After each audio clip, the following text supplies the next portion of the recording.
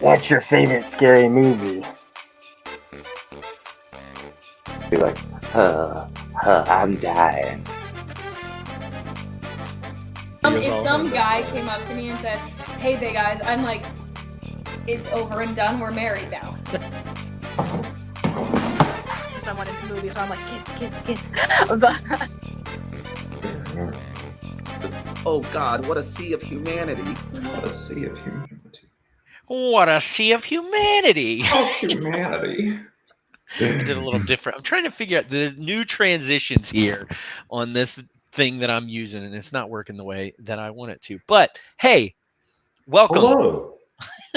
Welcome to 52/1994, the live movie conversation podcast where we discuss movies from the year 1994. I'm your host, Cody, and I'm joined by my co-host this week, Steven, aka Mickey. If this is your first time joining us, welcome in. We are so happy for you to join us today. Just to give you a little bit of a heads up about what we're doing, we watch 52 movies from the year 1994 every week. Important movies released this year by monthly categories. This month is a kind of a different one. I think this one's kind of transitioning into next month's category, which is like Oscar-ish, and movies made by people that could be seen as like maybe an Oscar movie or kind of in that vein.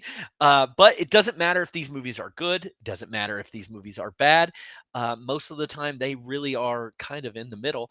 But we watch them regardless, and we talk about them. Me and my hosts, and then I ask them what they've been watching, and maybe they've been watching something good and can recommend to all of you out there. So today we are doing a movie that I was for sure that I had seen all the way through, and I don't know if I really was, and I believe you were the same way, right, Stephen? Yeah, I don't think. I mean, if I have seen it, I definitely had no context and maybe like caught some of it on TV at some point, and didn't know what it was about. Um, didn't know that it existed, and so to sit down and watch it in its entirety, this was definitely my first time. Yeah, I don't know if I would ever force anybody to watch this movie ever again. So I do apologize.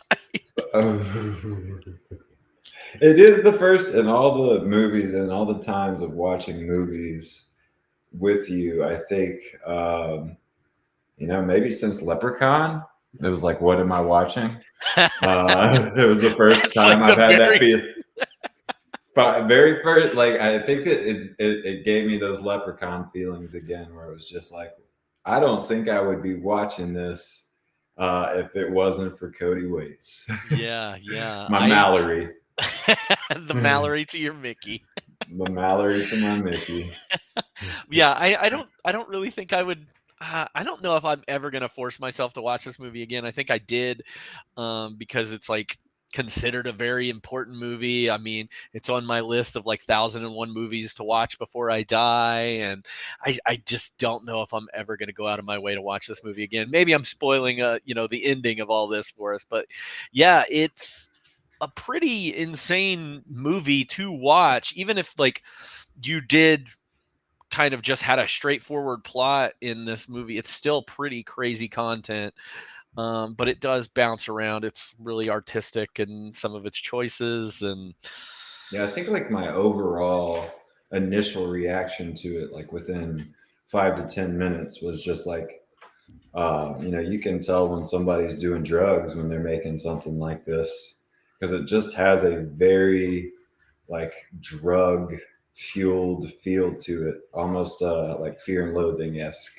yeah, that's a great comparison. Fear and Loathing, really good. It was actually one of the ones I thought about putting at the end whenever we were talking about movies to watch this with. And I definitely have that comparison, because I think, the more I thought about it, maybe I have seen some of this, but I jumped in with friends watching it, like I said, it was on TV, and my reaction wasn't intrigue. It was like, what is happening? Which you can see after watching the entirety of it. It's like, if you jumped in at any moment, it would be like, man, what are you watching? And honestly, yeah, and honestly, the only part I remember of actually watching this movie before this was the prison scenes at the end. That was the only part I remembered. And that's Yeah. just like so much shit is going on in the middle of that, even that it's just, I don't know. It's Yeah, very the intensity frenetic. of that prison scene. I mean, we'll definitely get there, but yeah, Yeah. just like very, very odd, very artistic, very. I think really the mixed media does that. Like drives that home as well as just like the projections. A lot of very strange. I think very intentional choices. So Yeah. I'm excited to get into it. Yeah, well, let's break it down real quick, and I'll go through kind of the introduction of this movie. The movie, of course, is titled Natural Born Killers. It was released August 26, 1994. It was directed by Oliver Stone, most famous for movies like JFK or Wall Street, Platoon, movies like that. Kind of never really ventured into this kind of genre of filmmaking before. It was written by Oliver Stone, Richard Rutowski, and David Velos. Based on a story by Quentin Tarantino. Just want to make sure, and I'm sure we'll talk more about that. I know you've got some facts around Quentin Tarantino with this. In this cast, we've got, I'm not going to list off everybody. I'm just going to name off the main ones, the big names here. Woody Harrelson stars as Mickey Knox. Juliette Lewis stars as Mallory Wilson Knox. Robert Downey Jr. as Wayne Gale. Tom Sizemore as Detective Jack Scagnetti. Tommy Lee Jones is in here as Warden Dwight McCluskey. Rodney Dangerfield as Mallory's father, Ed.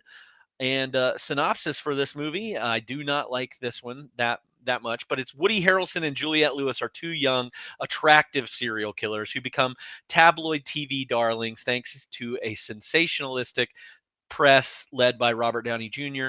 The press reports the pair as they go on a 52 people killing spree, a controversial look at the way the media portrays criminals. That was their synopsis there. So, this movie actually made a profit. The budget was $34 million and they made $110 million. I will say I have never, like, we've done this for, almost a year and a half now.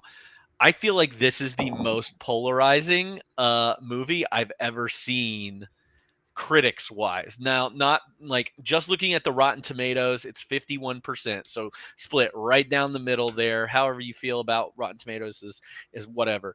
But like critics either loved this movie or they hated this movie. There was no like middle ground a lot of time when I was reading some of these. IMDb gave it 7.2 out of 10. Letterboxd gave it 3.6 out of 5. So that's more, us normies out there that are rating these things and being like, well, it raises some good points, but it's kind of Yeah. fucking crazy. Roger Ebert loved this movie. He said seeing this movie once is not enough. The first time is for the visceral experience. The second time is for the meaning. He gave it 4 out of 4 stars. Perfect score there. James Berardinelli from Real Views said Stone doesn't know the meaning of moderation or subtlety and opts instead for something that is excessive and self-indulgent. It's as if he wants to shout out the statement, "Look at what I can do. I'm an artist." So very opposite reaction there. So yeah, and then the legacy of this a little bit. So I did mention that Quentin Tarantino was the original screenplay writer for this, but kind of that got bought from him, and then they changed pretty much enough of it to where Quentin Tarantino's like, I don't want my name on that, like completely, and he actually went out of his way to try and get his screenplay published as a paperback book. They went through some like rights disputes, and I think he did end up actually publishing that. So a little bit of a legacy there in that, you can actually read the original or if you want.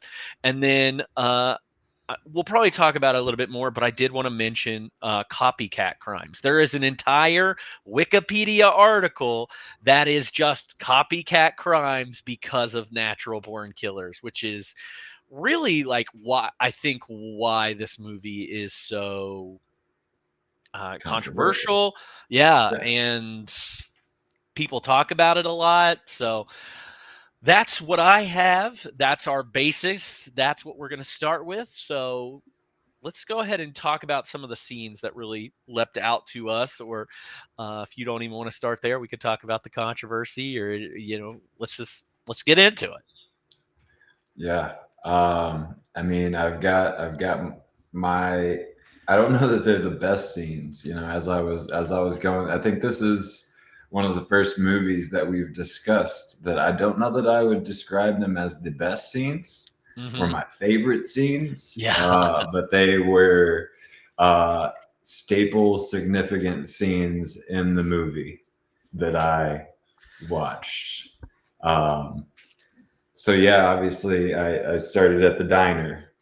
Yeah. Because I think that's where we get and I couldn't help but think about Pulp Fiction, that we just talked about, how it almost starts in a similar way. Like, had Honey Bunny been up dancing at the jukebox, might have had a very similar situation. I guess it's kind of based later. It's funny you mentioned that, because like whenever I was thinking about recasting or talking about our 94 recast, I was like, was this his original, like, was it going to be Honey Bunny and Ringo?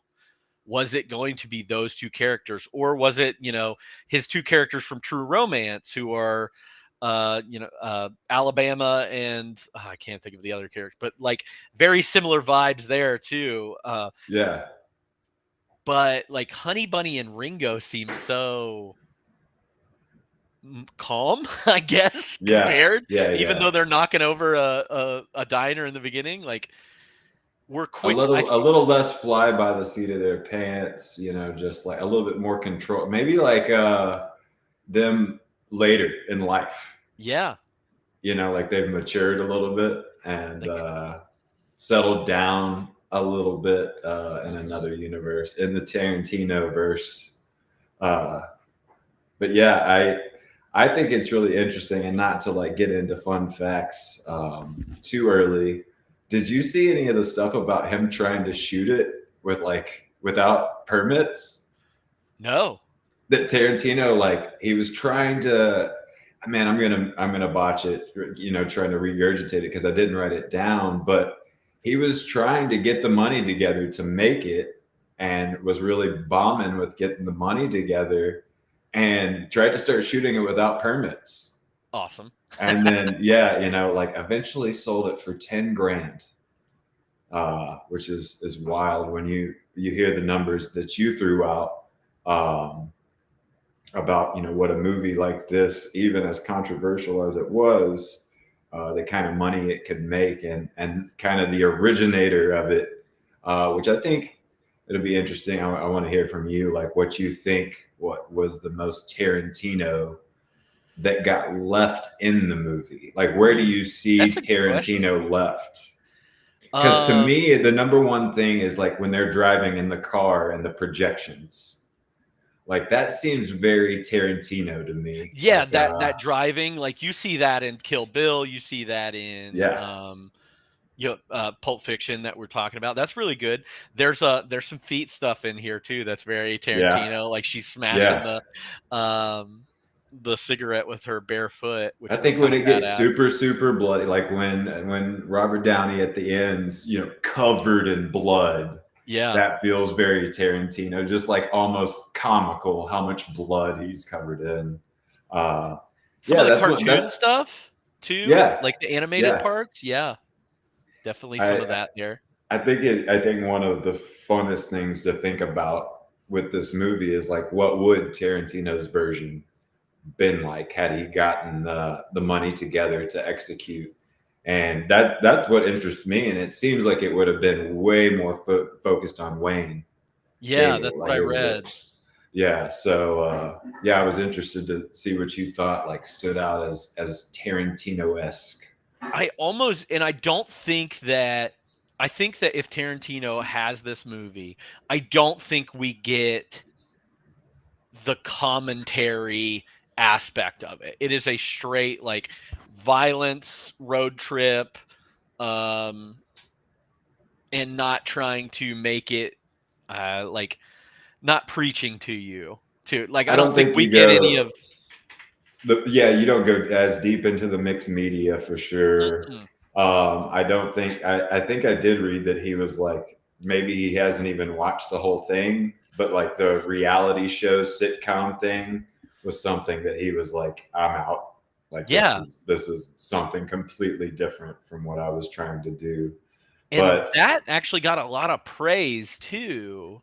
And I don't love that. And even though I wrote it down, like that's after the opening diner scene, we kind of get, Mhm. introduced to Mickey and Mallory and their violence. And then really what they're willing to do. Yeah, yeah, like I mean, you get to see Mallory like kick the shit out of a guy that's a head taller than her opening scene.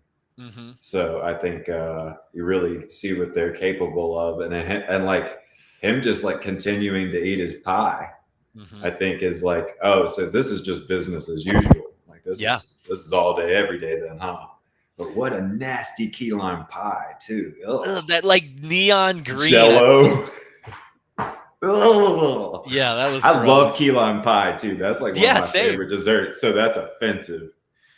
Yeah, that key lime pie did not look. I would rather It go to did the not. store right now and get one of those yellow box key lime pies. Those things are so good. That was like straight Jello. That was Yeah. like lime Jello on some crust. That was really that grossed me He out. was he But was into it though, man. And the way that milk looked in that dark diner cup too, like I was grossed out by this movie immediately. yeah. And you were talking about how far or how willing these people are to go. We find that out in that diner scene. Like we get it with the like innocent diner worker person. They just Oh, kill her yeah. for the hell of it. Yeah, Just because. the eeny, meeny, miny, mo, like Yeah, is Jesus. so So it furthers that like this is a game. Like they don't care, and like we were saying about Honey Bunny and I don't remember dude's name. in Ringo. Pulp Fiction. It's just more calculated. There's a reason. They're there for the Yeah. money. Like they're trying to survive. They're figuring out how do we stop robbing small places and make more money. These people are just like, that guy was messing with her. Let's kill everybody. Yeah. It's a very different vibe. So, and that gets established right off the rip. Yeah, and then we get a figure like what makes Mallory and Mickey, and then that leads into the sitcom where Cool. Mallory and Mickey meet, and I think that is the most uncomfortable I am in the movie as a whole. Yeah, it's really tough. I mean, I think this is where, with movies in general, content, social media, music, I have to draw a line somewhere. And I think it's why we'll get to like, I won't be ever returning to this movie because some of the imagery in it is haunting. Yeah. Like that, it's disgusting, it's disturbing, it's uncomfortable. And I think for sensitive minds, like children, young teenagers, and we'll talk about this more maybe. It's very, very haunting imagery. And then, Rodney Dangerfield does an incredible job of just being, even when he's not physically being gross, the way he talks to Mallory is filthy. Yeah. It And is just so disturbing. Yeah. And we learn from that he's there's sexual assault that is happening within with his daughter, that we learn a lot in this sitcom scene here that her brother is actually Mallory's son that she made with this her dad, and apparently Rodney Dangerfield was really uncomfortable. Like this is one of the only, I think this is the only serious role he ever did. the only drama he ever did. And he was highly, praised for it despite the controversy. But like, I'm pretty sure like the scene with him grabbing her butt is like our stunt doubles. Like he Yeah. was so uncomfortable doing that that he was like, y'all are gonna have to get somebody else.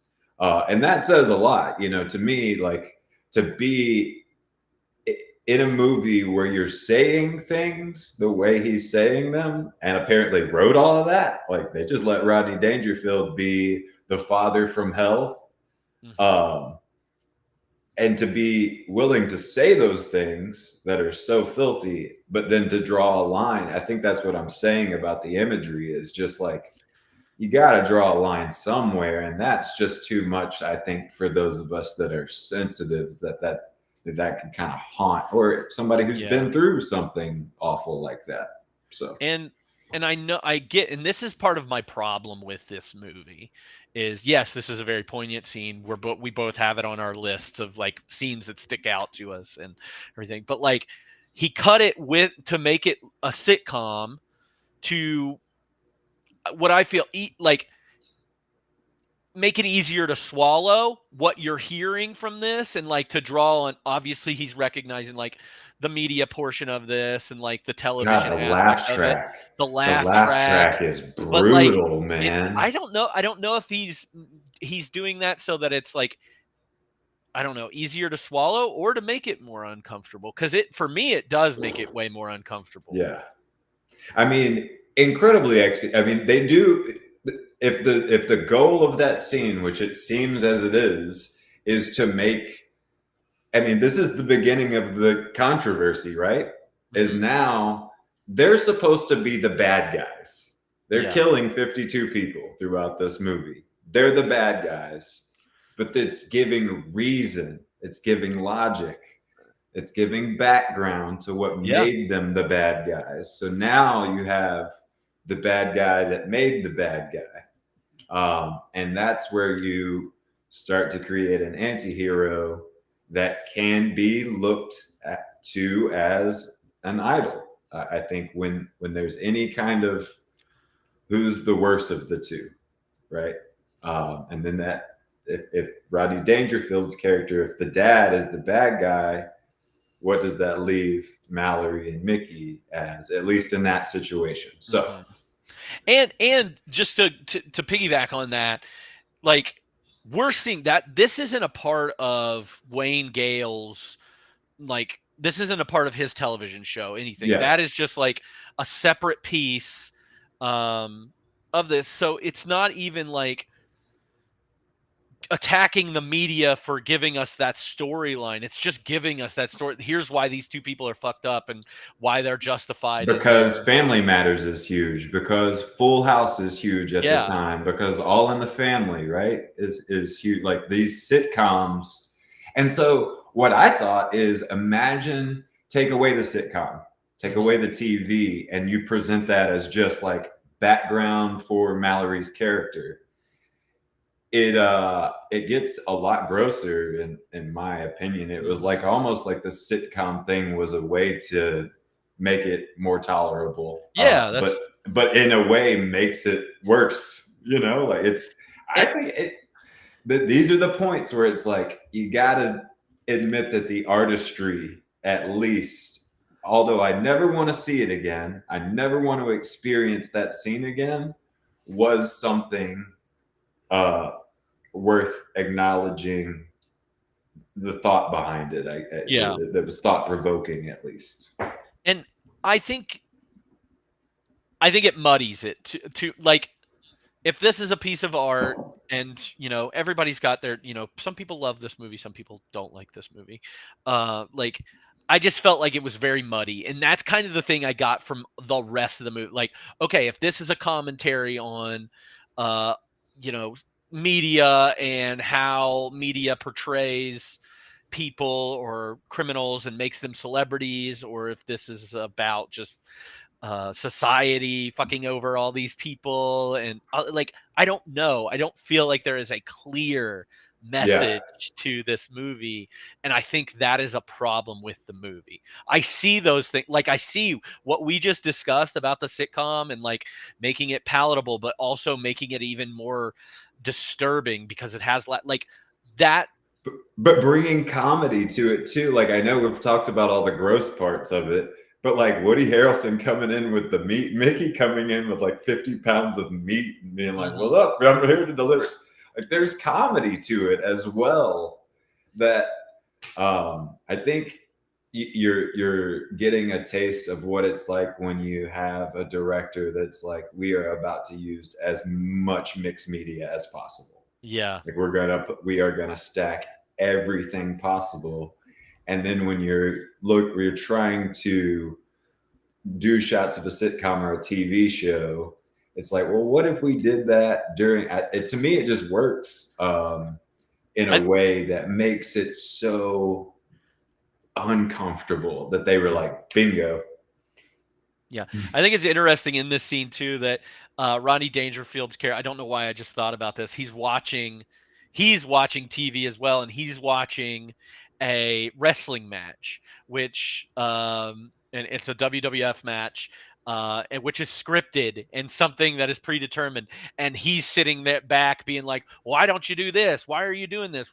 Take him out, doing that." Like, and again, that goes into the like not understanding what is real, and like the mass people like us, the lay people who are watching these things and regurgitating exactly what they see on screen. So I thought that was interesting that they used that. It gives me the Requiem of a Dream vibes, like when she's watching herself on TV, like imagining herself on the game show. There's just something so and Mallory, they do an incredible job in that scene of making her look young, like which I think is from this point on, it didn't happen to me for the diner scene, but I get the same feeling I did from Poor Things from this point on, where it's like, that's a little girl. Mm-hmm. That's, like even Mickey is not, the good guy saving her from he's an older man taking this young girl. And if you look at the story this was based on, the girl was like 14 years old. I think in the real story this is based on, she ends up like getting off on most of this stuff because he groomed her. Yeah. Well, it makes sense too with the way like how it's portrayed and everything. And the girl being young, it reminds me of like rock stars from like the 60s and 70s, and how they, Elvis Presley married a 16-year-old girl. Jerry Lee Lewis married his 13-year-old cousin. Like, it's supposed to, I think it's also adding to their image that, they're living this rock. These are our idols. These are the people that we look up to and stuff. And they're grooming children. Like, so, who's the bad guy in this movie? Yeah. You ever heard that joke about, I don't know, I remember who it is that tells it about like them meeting together to decide what the age of consent was, and they're like, all right, we've got Gregory from Massachusetts, and it's like, man, it sucks to be the guy that has to go first, because back then it seems like they would go up and he'd be like 12, and everybody was like, boo, oh gross. But yeah, it seemed like there was a time where that it's so hard to fathom, because like as a 38-year-old man, it's so odd to think that there was a time where that would ever be accepted by society. I feel like that's a common thread throughout most of society that I've experienced, is like nobody agrees adult and children should have relationships together. Right. And to think that there was a time where that was more and honestly, it made me think of Leon the Professional. Mm-hmm. Right. Where like, which we'll be watching this year.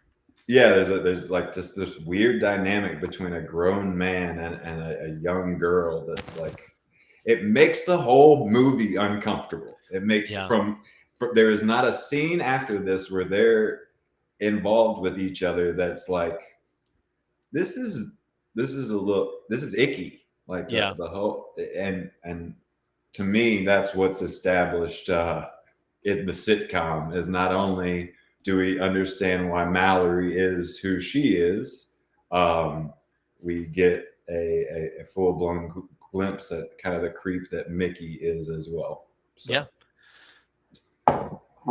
What you got next? So the next thing I jumped way ahead, like to when they end up getting captured. So like whenever they go to the native, like they start tripping on shrooms in the desert after like running out of gas, and they meet up with the Native American guy who kind of gives them shelter and That's everything. the next scene I have as well as the Native American where they.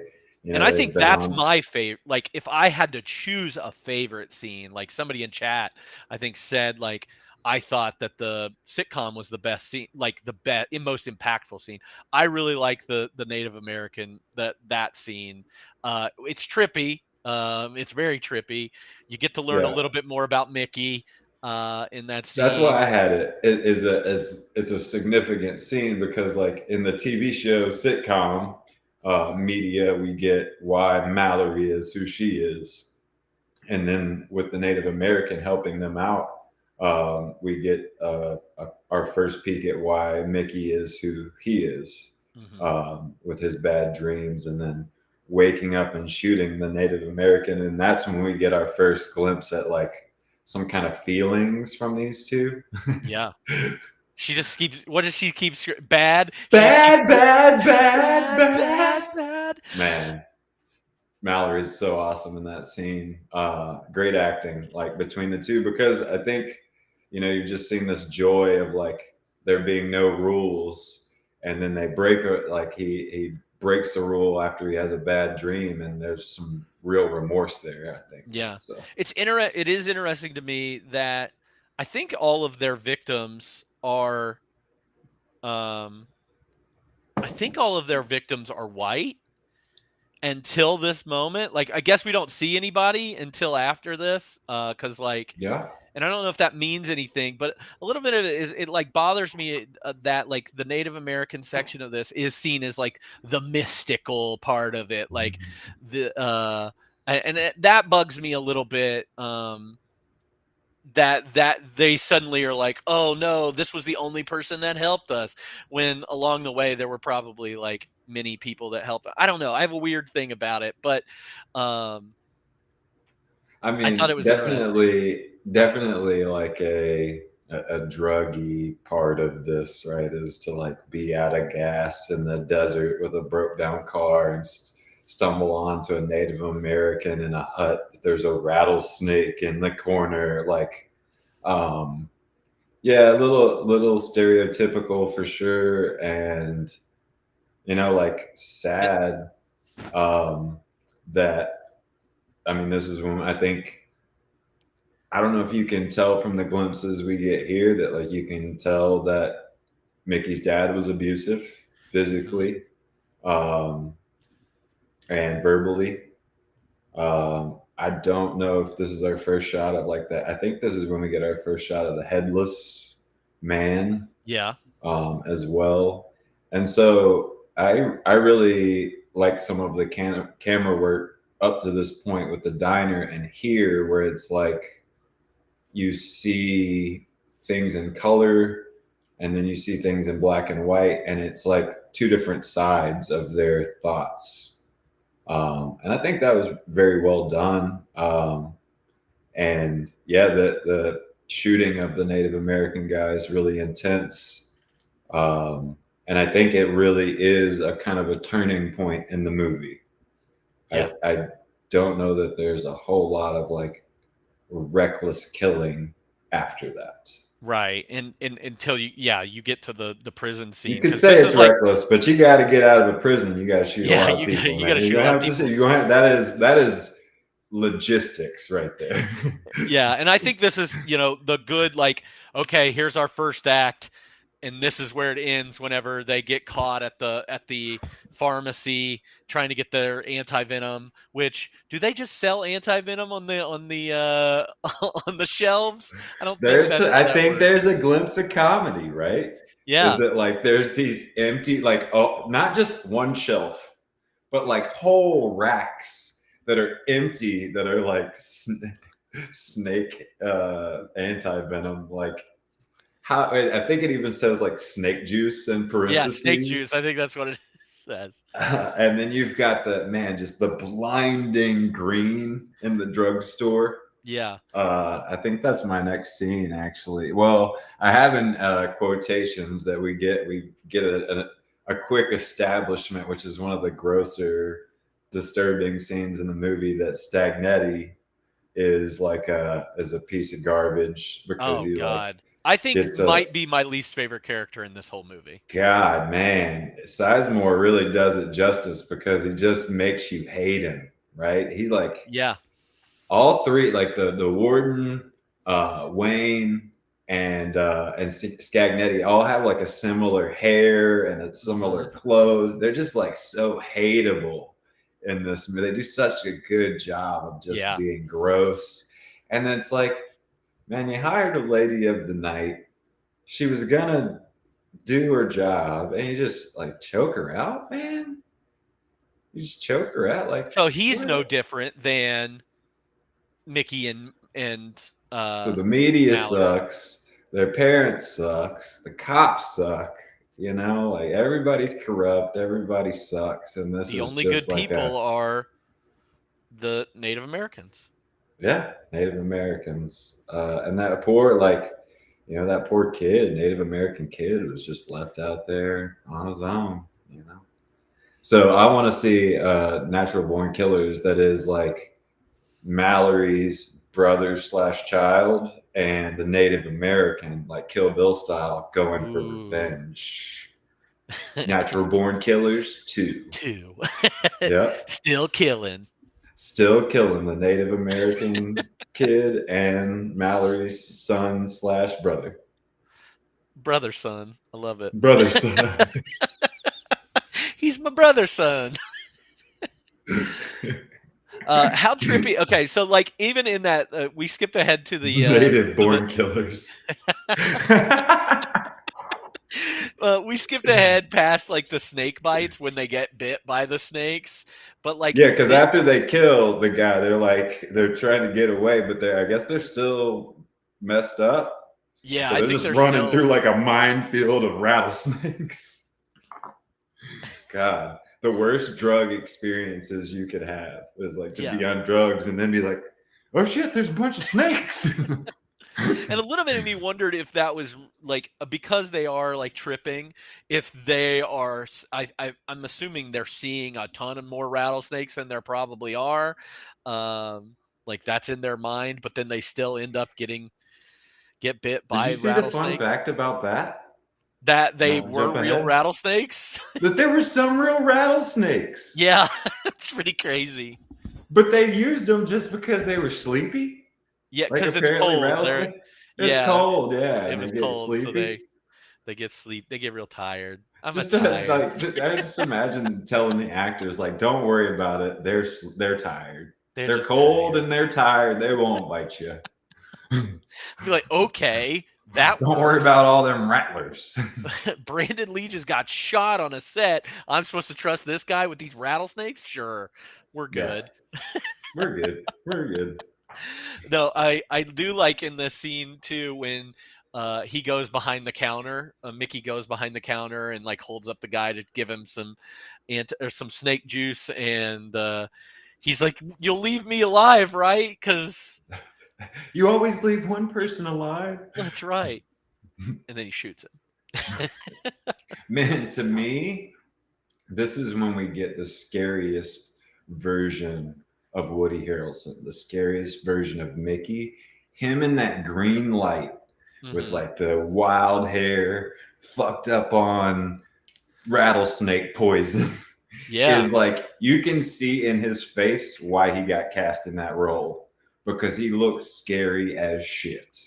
I think there is some significance about the color green. Did you see any of that in your research? Natalia was asking about that. I didn't see anything. Yeah, so it's like this is what I read. It's like used to indicate like the sickness in Mickey's mind. So you get the green with the key lime pie, you get the green neon at the Oh. drugstore, and then you get the green room at the prison. Like that, you're true. Like this is his mental illness taking over.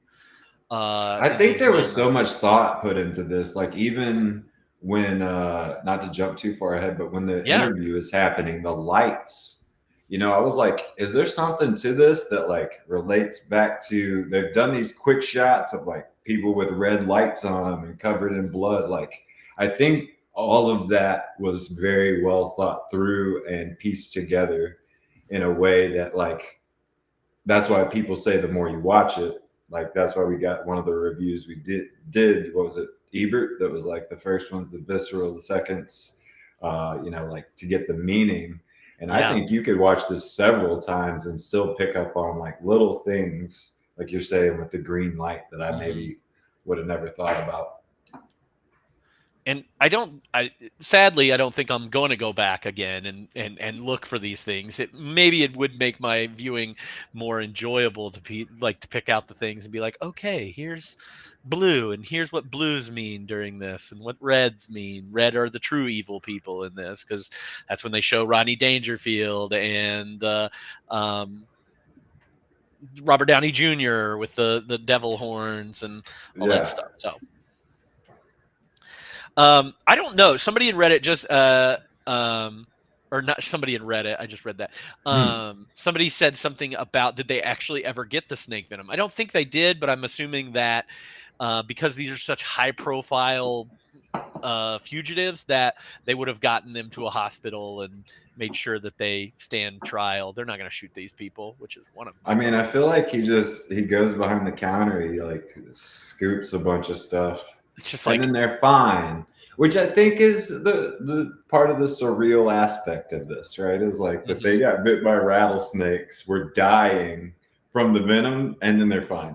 Now there's potential that maybe they didn't even get bit by rattlesnakes too. They were tripping maybe it's balls, all in their mind. Yeah, they're tripping balls. Balls. Yeah, makes sense. Like they saw the rattle. It would, you know, from what I hear, when you do drugs, like you would see the rattlesnake in the Native Americans' tent, and then, you know, that would send you kind of down a path. Yeah. Especially if you accidentally killed him, now you're out in the wood. You're like, oh, now there's snakes everywhere. You know, that makes sense. Maybe that's their own punishment for killing this man, since it was such a bad thing. Like, I'm creating these things that are coming to kill me. I'm creating my own demons in that sense too. And that's why the light's green, is because he's like very, very sick in that moment that he's created the full-blown thought that both of them have been bit by rattlesnakes. Yeah.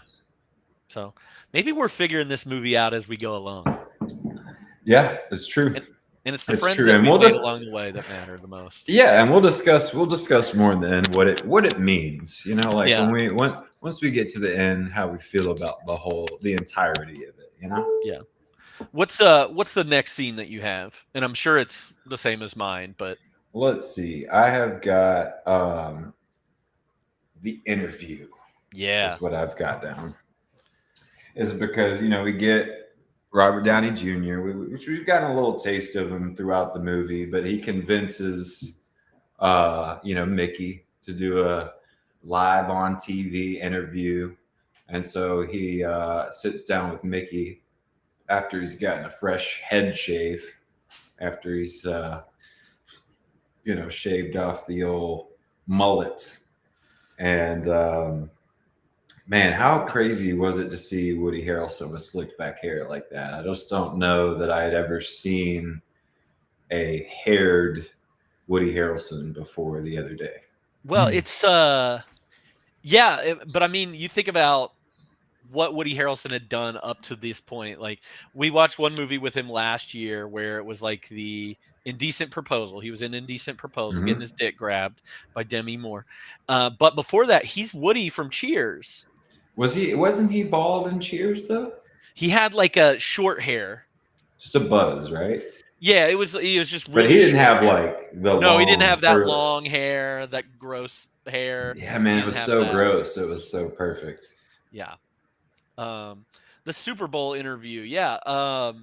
Interesting. But like, when this part of this when this part comes up, how I mean, for the people that watch it and even those that don't get it, like how accurate does this seem? That like we would be so into it that it would be like everybody's already watching the Super Bowl. Of course, they're going to tune in for Mickey and Mallory, like Oh yeah.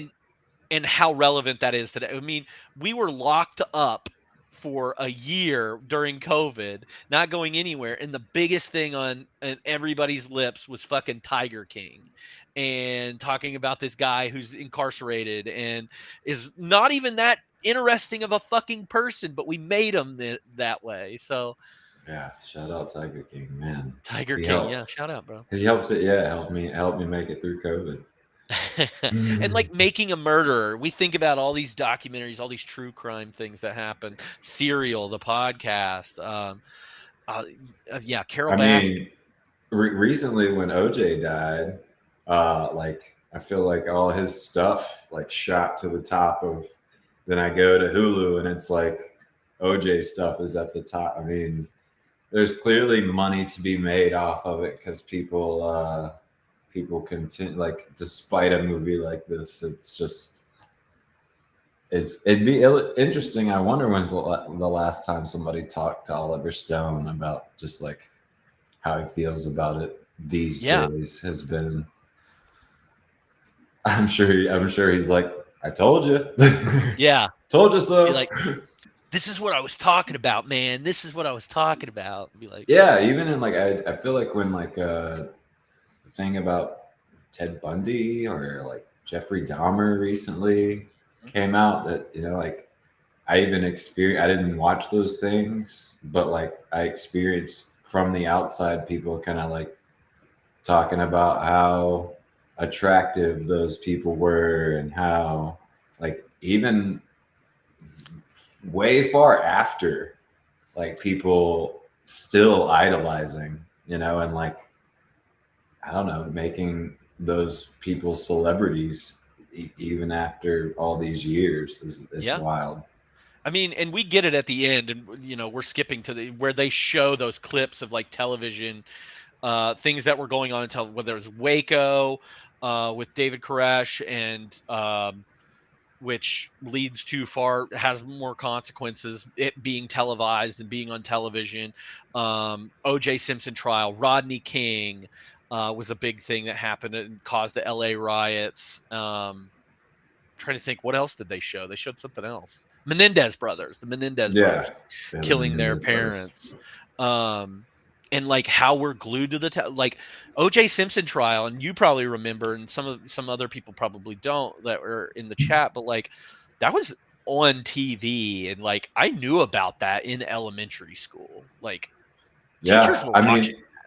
It was crazy. I mentioned to you earlier that I was watching this interview with Oliver Stone and Charlie Rose, and it was interesting to hear Oliver Stone talk about, like, not sure when the interview was done, but they were talking about like the movie's coming out in August. So this interview was being done in like the spring. And to hear Oliver Stone talking about like what was unfolding between when they shot the movie and when it was coming out, like the Tonya Harding thing was happening. That was the other one. Yeah. Yeah. Like that stuff was actively happening.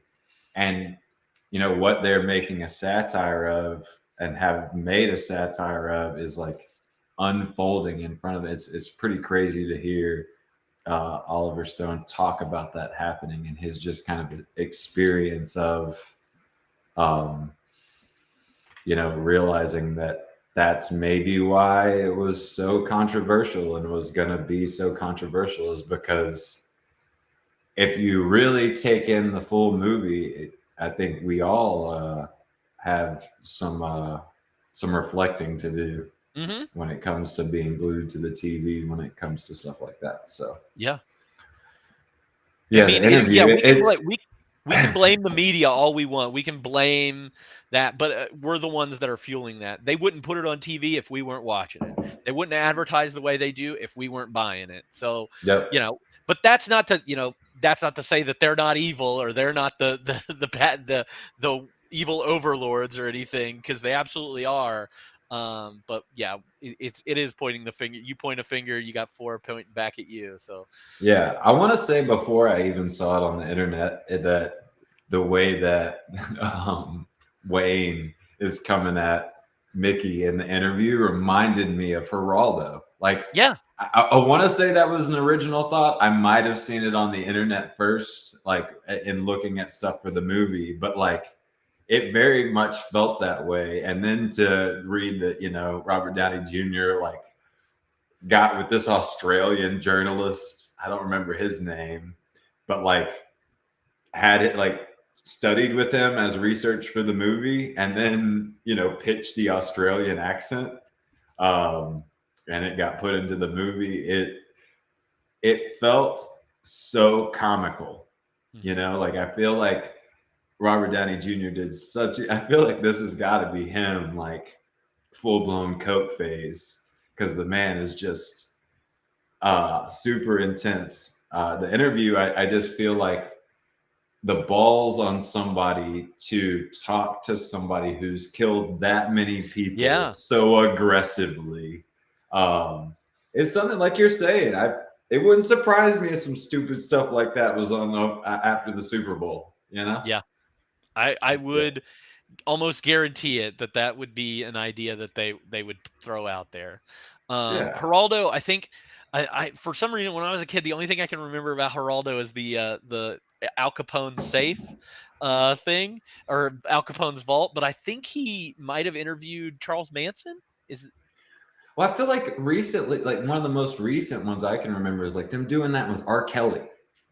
They just had R. Kelly on the news being like, I don't know, like just making a spectacle of the man. Like, not that I feel sorry for him, but to capitalize on stuff like that for ratings, whether it's peeing on somebody or murdering somebody, like I think that the media, like I think that's why so many people liked this movie, like Ebert. I think because maybe he's had a taste in his position of how gross the media was, and was like, I love this. And that's why, I mean, how many movies have we watched over the course of all this time that he gave 4 stars? Not many. Not many. Like what, Jurassic Park? Did he? I don't even remember. I don't even know if he gave that 4 stars. Yeah, I'm trying to recall him giving. And so that to me speaks of, this is like almost personal for him. Like he was like, I've had a taste of what they're talking about. And it makes sense after Oliver Stone's success. You're talking, like you mentioned earlier, Platoon, Wall Street, JFK. Wall Street, JFK, winning Oscars and stuff for that. I think he was pissed. Yeah, like I think and he was pissed, and he did some drugs, and this is how it came out. Like And I think that like this kind of goes into Oliver Stone's wheelhouse too, because like his especially Platoon, especially JFK, Born on the 4th of July, that's another one that Oliver Stone did. But I mean, this is a guy who felt like his government abandoned him when with Vietnam and everything, and went to Vietnam. Nobody is for you. These people are not for you. The media ate up that Vietnam stuff. They put it on television every day. So, like, he probably does have an axe to grind with the media. And and I would especially imagine, as somebody who survived Vietnam, came back, went to NYU, like feeling like you're not a hero. Like nobody's celebrating you. But when I look on the news, everybody's worshiping serial killers, mass murderers, and like this is the commentary I think you get out of that. Do I want to watch it again ever? Absolutely not. But I think it's just, and we can talk about it later, but I think that's what you get. It's kind of like this movie shows what Mickey and Mallory became from their upbringing through the scenes that we've talked about. And I think this is the commentary you get when you put somebody like Oliver Stone through the movie industry. You know, like trying to make successful movies. Eventually, you got to get fed up with that, and this is what you get out of it. So. We haven't even touched on the rest of this, like the fact that this interview leads to the prison riot because they let this interview be broadcast inside the prison. Dumb. Yeah, that's my last scene is the riot. Yes. Because it's extensive, but yeah, it is so intense. And it reminds me, I think I was telling you this about Society of the Snow. Mm-hmm. Is that movie was so intense, I could barely take it. And then when you watch how they made it, it's like, no wonder they really buried these guys under layers of fake ice and made them crawl out of there. Like, no wonder it felt so claustrophobic. And this then prison riot. When you look at how they filmed it, it's like, no wonder it felt the way it did. Hey, let's put these people in with a bunch of people that have actually been in prison before. And like, what a weird version of Tommy Lee Jones. Like, in everything that I've ever seen him in, he's Men in Black, Tommy Lee Jones. He's No Country for Old Men, Tommy Lee Jones. Like, quiet. He's just. I feel like this role is is closer to Two-Face. Two-Face, yeah, like him. This and Two-Face is like.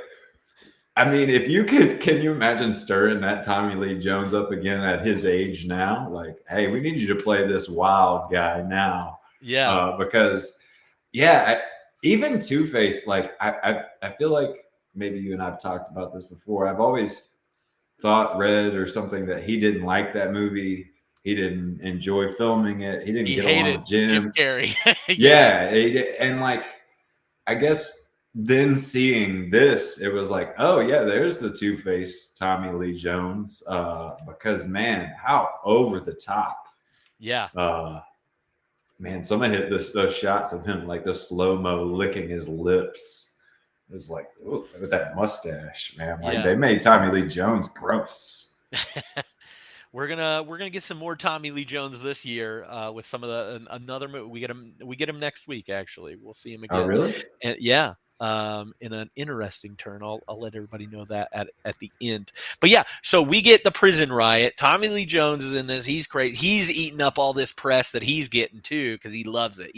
But he's also like, hey, when you're transporting to Scagnetti's there. He's like, when you're transporting them, just kill him. Just get rid of him. Not a big deal. Let's just make sure we get all this taken care of first. But he's got too much greed too. He wants the coverage. He wants the fame that comes with. Yeah, Scagnetti and the warden are like, this is gonna make us famous. Let's work. Let's just work this interview and we'll be fine. And Scagnetti isn't a part of the interview because he's going up to see Mallory in another scene. That's a perfect time. Yeah. Gross. Yeah, he is gross. He is my least favorite character out of all of them. He's good at it. This is where I think I've got another. Got another like laugh out loud moment for me, but this is one of the laugh out loud moments that I didn't write down, that I didn't know that we would talk about. But when he goes in there with Mallory, do you remember what he says? He says something like, pinch my nipples and kiss me and pinch my nipples when you're doing it. And apparently Juliette Lewis like improv'd. You're so specific. That's pretty good. Hey man, that was a laugh out loud moment that I'm glad we talked about this, because man, that was so funny. And like I saw on the internet, I thought she was gonna rip his nipple off for sure. I was a little disappointed when she didn't rip his nipple off. Yeah, and I think another weird thing. So we've got the prison riot.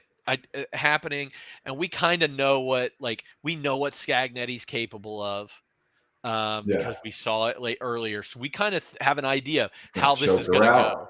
Yeah, he's going to kill her. That would ruin the plan, though, right? Because they're gonna get famous. But I guess the warden is like, we need them to be dead after this interview. Yeah, so it doesn't really matter. He's just he's going off to get his rocks off because he's a despicable human being. But like, we know how this is going to go down, but it doesn't go down like that because Mallory's. She's a badass, man. She is a badass. Man, she puts out cigarettes with her feet. She's badass. That's when he knew he was fucked, right? Yeah. That was the moment he knew he had fucked up. Yeah. When she put that cigarette out with her foot, he was like, "Oh no, what have I gotten?" And that's when I became a foot person.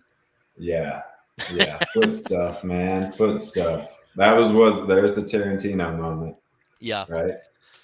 Yeah. But man, like I also think this is one of the most gnarly scenes as far as the violence goes for me, because that shank or whatever in the throat, they show a lot of that. Him with that, like when she puts that thing in his throat, there's like almost a full minute of him like gargling, like that's one of the gnarlier things, physical violence wise, in this movie. It also this leads to that, like when Mickey comes up to like free her during the riot and everything. It feels very Django to me, like that ending scene of Django where they're having the shootout and like using the bot, like they're both laying on top of bodies pointing their guns at each other. I was like, this is very Django as well. Again, blood flying everywhere. And then the surrender, like, you got me. And then man, one thing I couldn't help but think is like pretty quick, her and Mickey, are reunited for the first time after this year away from each other. And they're smooching, man. This is that first kiss back, right? But all I can think is that room is full of fucking pepper spray. Oh yeah, I forgot he pepper sprayed. I mean, he just sprayed her down with that pepper. Like her face is covered in it. That's a spicy kiss right there. Yeah, that's a spicy meatball. I just couldn't help but think of like, man, he sprayed a lot of pepper spray. That room, that whole room is just red eyeballs. So yeah. I like during the escape. I really enjoy Robert Downey Jr. during the escape when they finally get it all going, and he's like turned full like native, I guess is the like he's like, I'm one of them now. I'm on your side. He's shooting at the guards and shooting his gun in the air, and he's doing it. I feel like he's got something tied around his head. Like I think he does. I think he's gonna be sure. Yeah, I think it is his tie. Yeah, the comedy, man, the comedy. Yeah, I feel like that's when we get in a very Tarantino moment too, where there's just like this surreal, like them just blasting through an entire prison. He's killing prisoners. He's killing guards. They're losing their hostages left and right from the TV crew. Somehow the camera stays with them, and that's when they end up with Wayne. Man, I thought that like pretty clever way to get out of there is just to like the crossed shotguns like duct taped to people's chins, but yeah, and then that scene with the warden and all those prisoners coming out, like I guarantee if I had like a heart monitor on, when that closed and it shows all those prisoners coming at him, I guarantee you my heart rate. Did you watch nightmare shit right there? Did you watch the director's cut or did you watch the regular one? Regular, I believe. Okay, yeah, I did too, and I meant to reach out to you and say I'm gonna watch this because I never know. But apparently in the director's cut, it gets a little bit crazier with the warden, and they actually cut his head off and put it on a stake. Oh, there is a shot with a head on a stake in what I Oh watched. yeah. Then But it doesn't. then you might have watched the director's cut one Oh. because I don't Yeah, think his I head's heard. on the stake in I mine. think I saw that they cut 4 minutes of Mhm. violence to avoid the NC-17 rating. So I don't. Yeah, it's hard to say which one I saw because I wasn't paying attention Yeah. to the version. But I didn't. It was more like they ran up on him. He climbed up on the railing and like started shooting pepper spray at Pepper him. spray, hilarious. And then he like looks like he's crowd surfing, and the next thing there's a head on. There's the a head on stake. the stake. Yeah, I think that is Yeah. the Maybe I director's cut watched version. the dirty version. Nice. Nice. Mm. Yeah, Went full I Lord of the didn't. Flies for sure. And then they escape, and I mean after that, I mean I couldn't care less after that. They walk out the front door and like end I up like the getting back away. and forth. Like I like that you can tell Mickey doesn't want to kill Wayne. He even says after he kills him, he's like, "I'm gonna miss him." Yeah. You know, like he kind of liked that Wayne had gotten freed.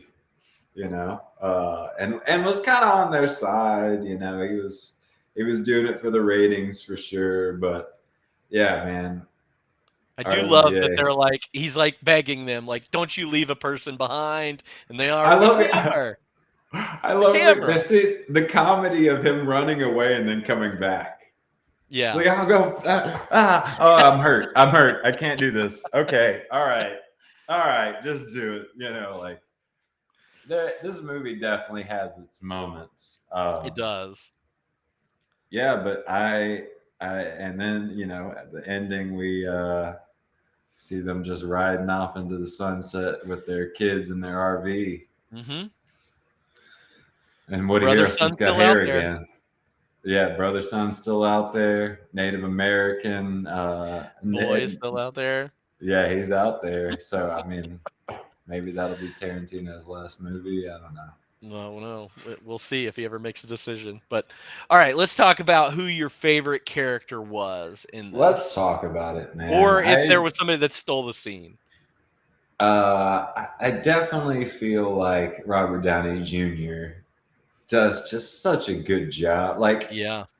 when I found out that it was just like something that he threw out there to do an Australian accent, you know, I didn't know that watching the movie, and never did I think that feels like he's forcing an accent.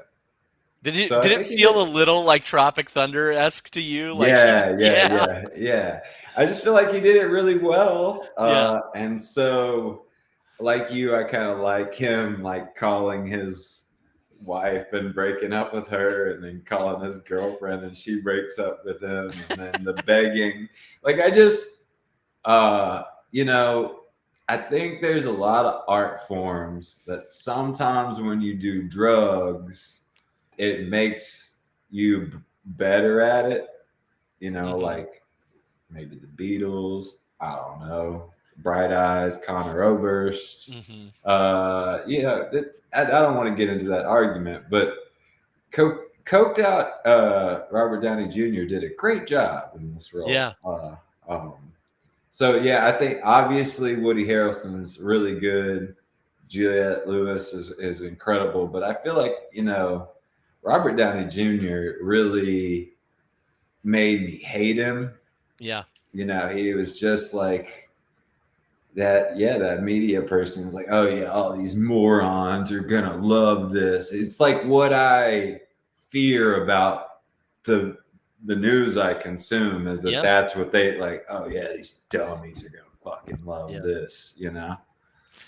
But what about you? Who was Well, your I favorite? had Wayne as well. I had Wayne Gale as Really? well. I had him too. But I also I liked the Warden. I liked Tommy Lee Jones doing the Warden. I thought that he was great in every scene. I liked his whole look.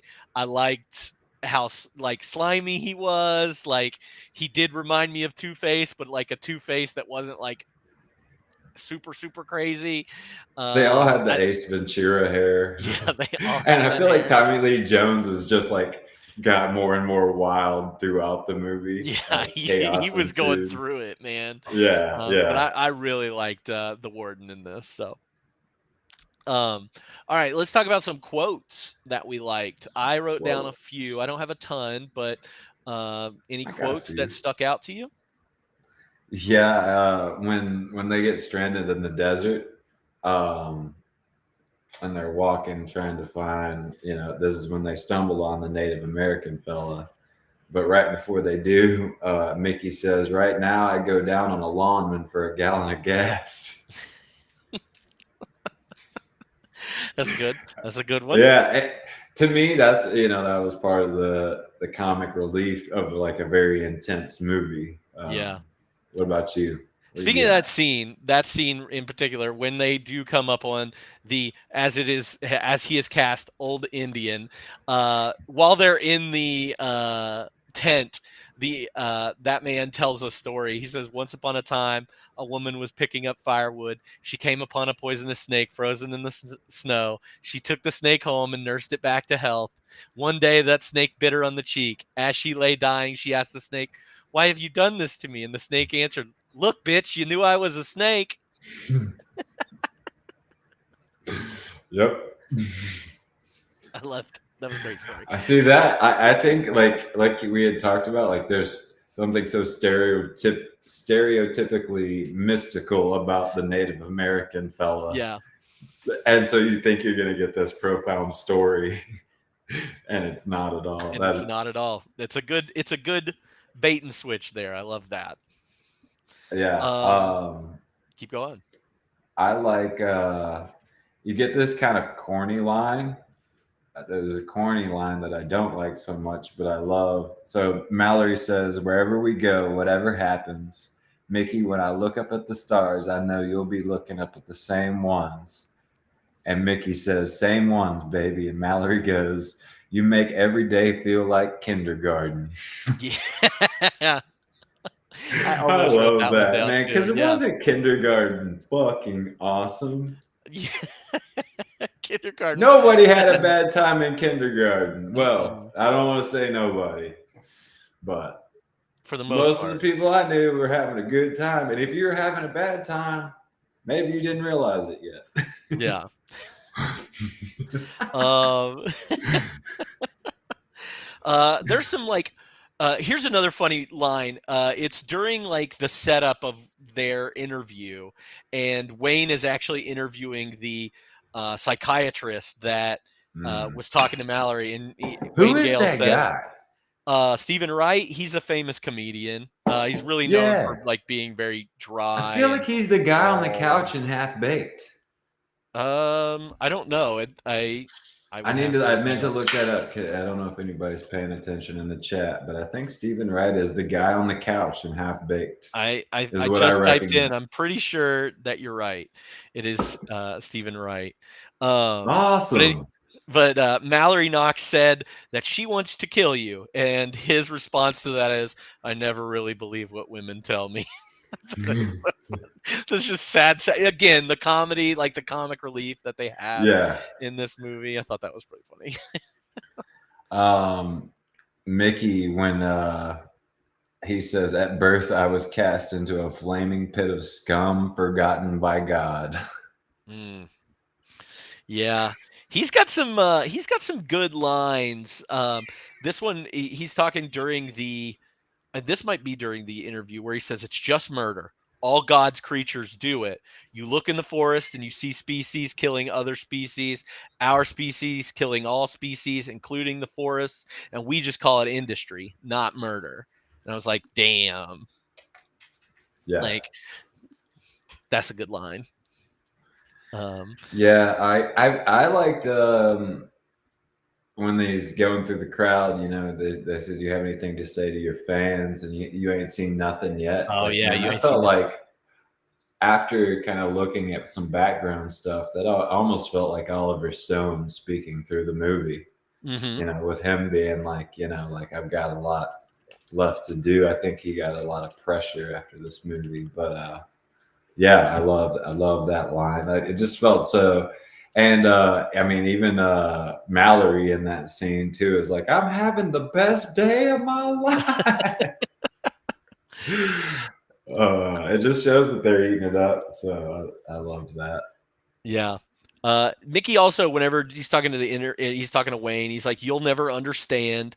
You and me, we're not even the same species. I used to be you, then I evolved. From where you're standing, you're a man. From where I'm standing, you're an ape. You're not even an ape, you're a media person. Media's like the weather, only it's man-made weather. Murder, it's pure. You're the one made it impure. You're buying and selling fear. You say why, and I say why bother." Good one. Yeah. Good one. He's a very profound murderer. Yeah. Poetry, as they say. Yeah. Sometimes I feel like Mallory speaks and he's like, that's poetry. Mm-hmm. We're not killing anybody on our wedding day. Like, she wants to kill those guys so bad. Oh man, wasn't that one of the grossest things? Them like when Mickey slices it, they just feel like full blown show it. Him slicing the middle of his hand, and I didn't turn away, and it made me like, ah, the sound love, and everything. Bro. Yeah, it's love, blood. If you haven't cut your hand open and combine it with your partner's cut hand open and dropped it into a river so that you're in all the oceans, you're not really in love. It's true. Maybe not. Maybe I'm not. So we'll have to do that next time. Yeah, next time. Any other quotes that we're leaving out that? I think that's it for me. Okay, cool. Biggest laugh, cry, scare, thrill. We've probably hit on these a little bit. Like you said, you already kind of went over your biggest laugh out loud. I think the biggest one though was the at the drugstore, they've caught Mallory and Mickey. And I think this is the moment we get kind of like a commentary on the police beating the shit out of people from the Rodney King situation, because they're just stomping the shit out of Mallory and Mickey. And this Asian reporter, comes on and is like, they've rendered him impotent. I think they tased Mickey. And it's like there's a couple times in the movie. It happens another time too, where they show like Asian people that are like, I think the first one is like, Mickey is very virile right now. There's like subtitles to what that made me laugh out loud, because it was like, what news channel is this that would be like live on the scene? Drugs. The comedy along the way was definitely cool. One of the times I laughed, and I mean, again, it comes from a really bad place, because that's where most of the humor comes from. Is when Mallory is like mad at Mickey because of the girl that they've kidnapped and everything, but she goes off to and try and have sex with that guy at the garage, and then she starts having flashbacks of her assault and all this stuff, and then she ends up killing that guy, and she says, that's the worst fucking head I've ever got in my life. Next time, don't be so fucking eager. So like that one made me laugh. He knows who she is, man. That'd be like, banging a celebrity. It'd be tough not to be so eager, but next time, don't be you gotta take your time. Take your time, man. Slow and steady wins the race. That's right. Everything. The only other time, like the sitcom scene, I found like probably scary. Like there were scary moments. Any of those like interstitials that they had, where it was like very fast, and like the devil scenes, or the Rodney Dangerfield just like angry, like he's got those bulging eyes that are just terrifying to me. I think we could talk about it more here in a minute, but like I think one of the scenes that was really just gross for me is what you're talking about, when she leaves, and then Woody Harrelson or Mickey's characters is left with the girl that's tied up in the corner.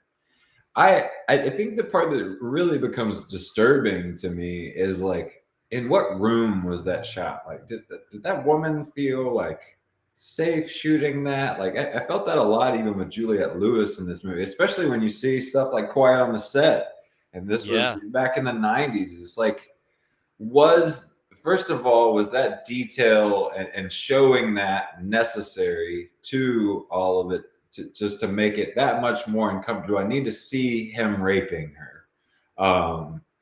That I felt, I started to worry that some of the times, like when I'm enjoying Quentin Tarantino movies or enjoying an Oliver Stone movie, this was just like some pervert's excuse for making a gross movie. Well, so that when it gets to points like that, because like we said at the beginning, if like somebody came in the room while I was watching that and didn't know what I was watching, I mean, I think they would think I was watching some kind of like, like abusive pornography. And I think that this points to another scene that is in the director's cut that's not in the regular cut. You actually don't see any of that in the director's cut. Oh man, you just know that she exists. That out. Yeah, no wonder they took that out, because then you got to think, gross. Why did Oliver Stone put it back in for a director's cut? Like, what did it do? Exactly. What did that 4 minutes do to this movie that we needed to see it? And that's they hint at it enough. Like, probably, I imagine if all that's taken out, that they hint at it when she leaves. They hint at him raping her enough that you don't need to see it. Yeah. And a lot of times this is the problem with horror movies, is like once you show it, but with this, it's so much more like, who made this? Yeah. Why? What was actually complained. He said to Oliver Stone, he's like, hey, I know you're doing the director's cut. I hope you are not putting that scene back in the movie. And Oliver Stone had already done it, and he was like, yeah, I already put it back in. Like, Woody Harrelson knew. He was like, yeah, that wasn't a good scene. Like, we didn't need to do any of this stuff. So, like, there's already stuff that you're like, why did we need to put that out there? Why? Yeah. Like, it just goes to, like, not clever writing or storytelling. Yeah, and I'm not, I'm not Charlie Rose. I don't think that necessarily where there was in the interview with Oliver Stone, Charlie Rose is very accusatory of like, this is some like outlet of how you feel. It didn't, he was accusing him of it not being satire and more of like you've experienced stuff like this and you wish you could do it. Mm-hmm. And I don't have that opinion of it, but I do feel like some things should not, to me, there's just got to be boundaries to what goes into my brain. And that's where, one of the many scenes, and I wish I would have known I was watching the director's cut. Director's cut, because I would have loved to have not seen that. Like, I think everything that was like that we've talked about that was cut was completely unnecessary.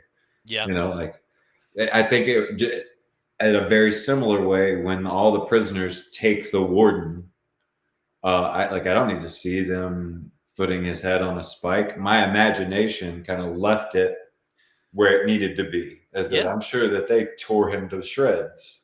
The same way that when she leaves and Mickey's character is left with this kidnapped woman, I don't need those details. What a strange thing to shoot.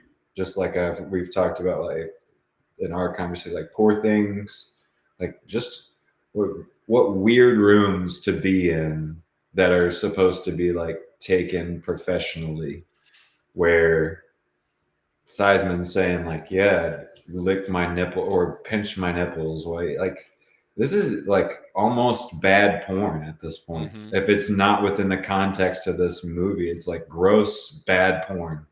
And I hate to I never want to stifle anybody's artistic expression or do anything but I think I mentioned Jaws a lot whenever I'm on here, but like what we don't see in Jaws is what makes Jaws what it is. It's like we don't see the shark the whole time, and that makes Jaws better. When we actually Right. do see the shark, it kind of takes away from it. What we don't see in movies that are black and white, whether it's sex or violence or anything like that, actually elevated some of those older movies because they got to play around with it and they've got to tell a story in a more unique, like I said, clever way.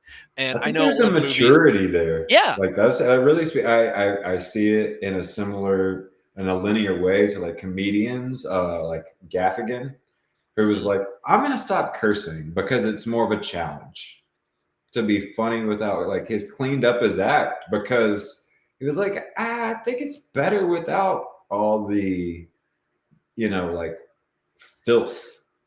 yeah, Like I just and man, I can't imagine how much more how different I would see this movie without a couple of the scenes we've mentioned that I think were probably just director's cut stuff. hmm, Because that one scene alone is like shockingly unnecessary. yeah. It's just gross. It really is just gross, and it's like it does call the question, like you said, why did that need to be released? Yeah. What significance besides for some creep out there, But anyway, What do you think is your most ridiculous moment? most ridiculous moment is from the moment that Mickey gets a shotgun, like he's telling the joke. He gets a shotgun, Yeah. and puts in the cheat code of unlimited ammo. Oh, This yeah, I man is didn't think just about that. blasted. He comes in just a blast. I mean, for the rest of the movie, he does ask for the shotgun shells from the one gun, Yeah. right? This man fires like 30 shots from the Yeah, shotgun. it is a ridiculous amount of shots. He's just blasted, man. And like that was so unrealistic and so surreal that it became comical too. And it even continues to the very end of the blasting where like Mallory is killing Wayne and she's just like boom, boom, boom, boom, boom, and it finally clicks. Like eventually she shot him like 7 times with a single barrel shotgun. You can fit quite a few in those, but not that many. I mean, they putting in the cheat codes, man. They got the game genie. I'm like, obviously, I think we want them to run off into the sunset, but the whole time I'm just thinking, I'm like, just kill them. Yeah, It doesn't matter. Like, yeah, they're holding hostage. Just blast them. they're invincible. It ends. It's done.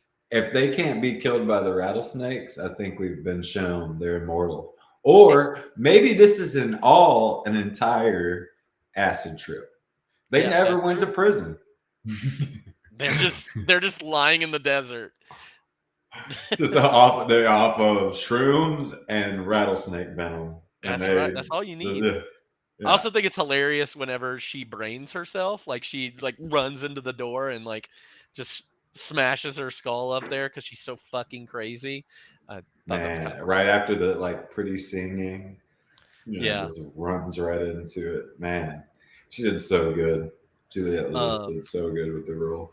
Do you have any best music moments or? Man, I feel like that Leonard Cohen song during the intro really fucking sets the movie up for where we're going. That's exactly what I said too. I was like, okay, both Leonard Cohen songs, because I think there's one at the beginning and I think there's one at the end, like bookends. The intro, because this man is basically like just like it's so creepy and so perfect for what the setup of what you're about to experience, especially the black and white. You're getting like rattlesnakes. You're getting like all this foreshadowing. I thought that was great. I did another, question that I had about this that was kind of weird, and I'll be interested to know if you thought about it at all, is when you look into the soundtrack and when Dr. Dre was played. Mm-hmm. Do you remember when Dr. Dre was played? I don't remember when Dr. Dre was played. when they're walking through the prison, and mainly when Stagnetti and the warden are talking. Look up what that song is called. Okay. Because I saw the soundtrack earlier when I was looking at this stuff. Yeah, Dr. Dre in Natural Born Killer is what the song is called, and used in that context, it was. Ooh, yeah. I just looked. I was like, "What the fuck?" The day they took over, and it's not Yeah, that's not they. Yeah, which that takes me back to, it was like, was that a Tarantino choice? Like, Yeah, it might have been. the way now that but it also might have been a Trent Reznor choice because he's the one that did the soundtrack for it. He's the one that put all this in there. And it's kind of the beginning of us getting Trent Reznor doing movies from kind of this point on and being more involved. I just imagine even Trent going to Dr. Dre or making the phone call to his team and is like, "Hey, we got this movie where there's going to be a prison riot. We want to use your song." Yeah.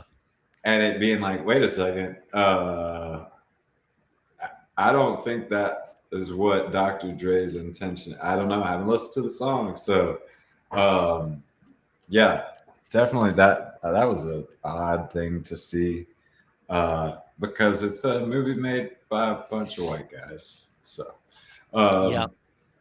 yeah. Boy, what about you? What was your music moment? No, the Leonard Cohen was exactly what I had the bookend down there. So I like the beginning, but yeah, he plays at the end as well. I think the song's called "The Future" at the end, which is very interesting. Unique voice, man. Yeah, Leonard Cohen, not somebody that I'm particularly like fond of, but when he's in a movie, like you hear his songs or anything, like it is definitely impactful. Whether he's singing Hallelujah or he's singing songs like this to open up Natural Born Killers, like it is very impactful. He's definitely a unique artist and unique musician. But yeah, just the Leonard Cohen part of it, and then Trent Reznor doing the soundtrack, mostly because I went into I watched a movie this past week that Trent Reznor did the score for. Which one? Challengers. Oh, okay. And that soundtrack is freaking bop. I loved it. It sets the tone for that movie, definitely. If he's so good at soundtracks, why did Nine Inch Nails suck so bad? They don't suck, man. Hot take. Okay, I'm gonna skip around here. Who do you think gave the best performance overall? Juliette Lewis. Okay. I said Robert Downey Jr. on mine. I like his performance. I mean, he's great. He's great in the movie. To me, like when and maybe we're going to get into recasting next, when I start to think about, like, if I can skip ahead just a little bit, when I think about recasting Juliette Lewis, whether in 94 or 2024, man, I struggle to think of someone who could do it like that.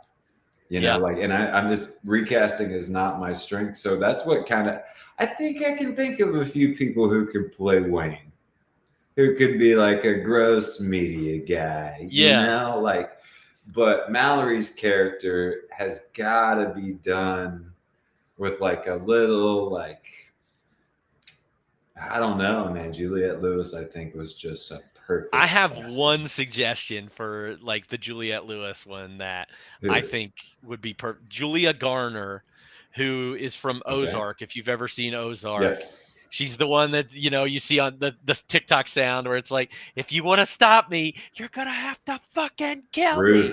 Yeah, Ruth. Wow, that's a good, because I feel like I saw that the reason Woody Harrelson and Juliette Lewis got cast is because they had like this violence look to them, but also had this like Kentucky look to them. Like, which to me I take as like kind of a Southern, kind of a hillbilly vibe to them too. And man, I think that you nailed it. What's that like girl's name? Because she's in other stuff too. Julia Garner. Ozark. Julia Garner. You know, and I think if things are made in 2024, we also have to bridge the gaps of white people being uh, every character and everything. So I think I don't know, like people probably get way more like offended that we can't even make Ariel black, but we have this story with two black mass murderers, and I imagine white America would get very controversial. But I'd love to see this done by like somebody not white. Yeah. For instance, the man who comes to my mind all the time because he's just so talented is Donald Glover. You know, just being a crazy, just being like full. There was sometimes when he would rap as Childish Gambino, where he would do like these bug eyes, and I think that is kind of what makes me think of I'd love to see him being like a murderer in a movie, like full blown nuts. But anyway, we were talking. You ever seen the movie? You ever seen the movie? It's not as crazy as this, but Queen and Slim. Or ever heard of that?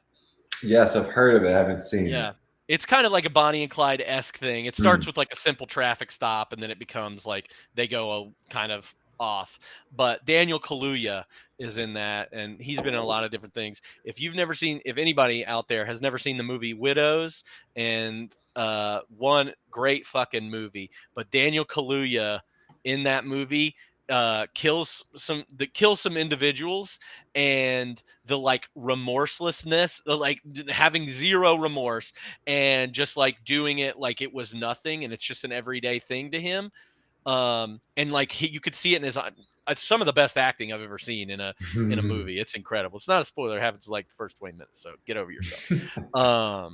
But yeah, he could seriously do it. If I was going with like Kentucky-esque people again in this for Mickey, there's an actor, his name's Boyd Holbrook. You've probably seen him in movies before, but he is like Woody Harrelson incarnate, I feel like. Okay. A little bit better looking, but man, he plays a bad guy so well, and he's also like just country as hell. He's from Kentucky.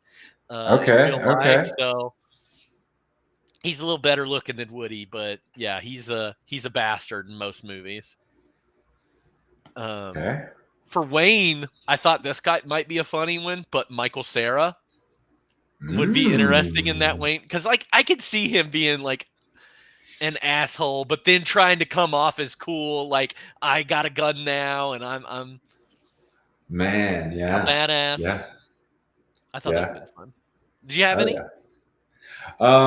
You know, I did. I saw some of the people that they had tried to cast, I think, for some of the roles, and that kind of tainted the way I saw like my 94 recast. You know, it'd be interesting to see like James Wood or Gary Oldman as Stagnetti. When they said James Woods as Stagnetti, I was like, yeah, I can see Gary Oldman, yeah. And then Sizemore was, I think, is quoted to have said that if Tarantino would have made the movie, he would have been Mickey. Oh, okay. So that definitely got in my head, and you know, then the other names thrown around for really any of like Warden, Wayne. I think these guys are like Michael Madsen was definitely supposed to be Mickey at first. Madsen would have been a good Stagnetti. Steve Buscemi would have been good as like, I think, as Wayne, or maybe the Warden even. Buscemi could have been definitely very cool. I think it's cool. It's funny to think about, you know, Oliver Stone was using Charlie Sheen a lot before this movie. And so it's funny to think about Charlie Sheen even being like Wayne. Because I think he could have been a good Wayne Gable for sure. Yeah.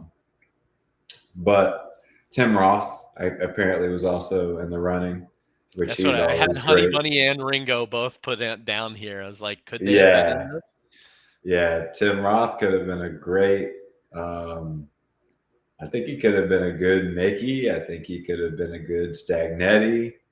Yeah. Yeah, those guys are so talented. You know, you can put them almost in any of those roles.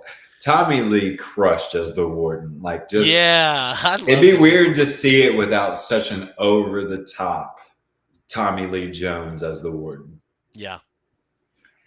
But I guess I do think also, like, what would modern natural born killers was like Zendaya, or what's her name?